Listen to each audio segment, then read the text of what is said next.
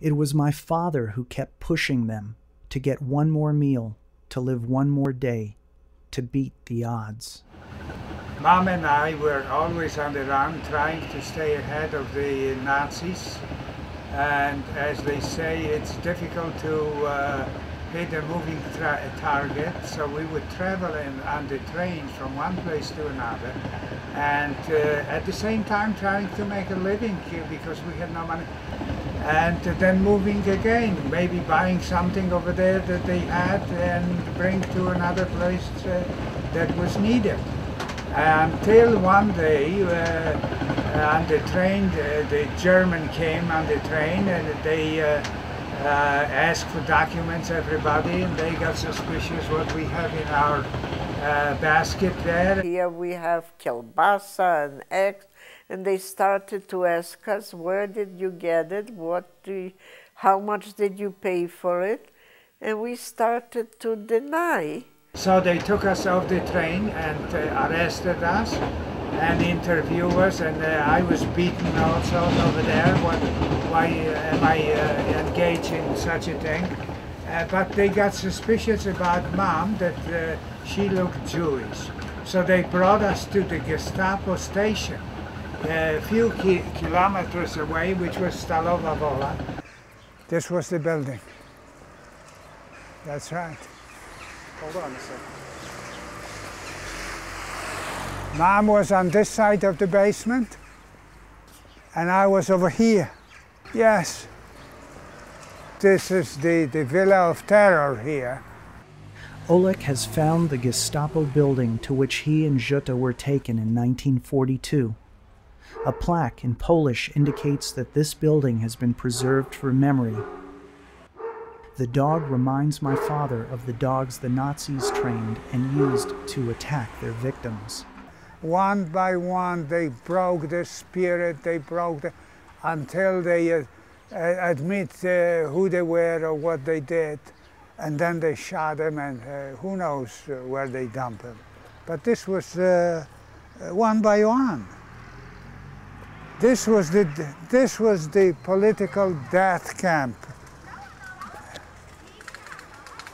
And with the dogs here, boy, the dog saved my life and Mom's too, because the dog threw himself against the Gestapo when he was hitting me with the whip with lead at the end.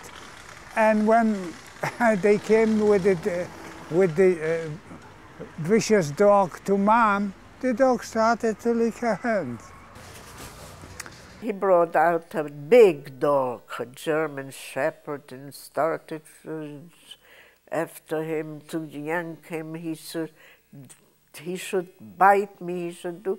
And that dog just looked at me, and I just said, I talked Polish to the dog. Come here, doggy. Come here, doggy. I'm sure you are better than he is. He's a worse dog. I talked to that German like you talk to a dog. Because when you don't care, that's how you are. So obviously, it was not meant. The dog knew to save our life. After a certain point, Martin, I was not that scared because I didn't know if anybody of my family survived, if there is a place to go. I knew I'm pregnant and I didn't have a pot to pee. So whatever, I was just praying the sooner the better and just painless. I wanted to die. Haven't you heard that some people at certain situations want to go? They couldn't get any confession and they got frustrated and they said, the hell with him, take him to the woods and shoot him. And it was these woods, right? So these were the woods here. And that Gestapo, I never forget his face, pulled his revolver and ordered us to walk. And as we were walking, my blood was hitting my ears. I wasn't scared. I knew that I will die, but I asked myself, why so soon? I have never done anything wrong. I have never harmed anyone. And my wife at the same time started to talk loud that the Gestapo could hear. As we go into the woods, and it's in August, and the sun is shining, and it smells, and so many field flowers, and I say to myself, my God, my child will never see something like this. God, how could you let an unborn child die without seeing the marvels of your world? And we had that pounding in our ear. We didn't even hear any steps behind us. And at one point, somehow, it got quiet, like we were completely exhausted, and there was quietness. We stopped and turned back, and there was no one behind us.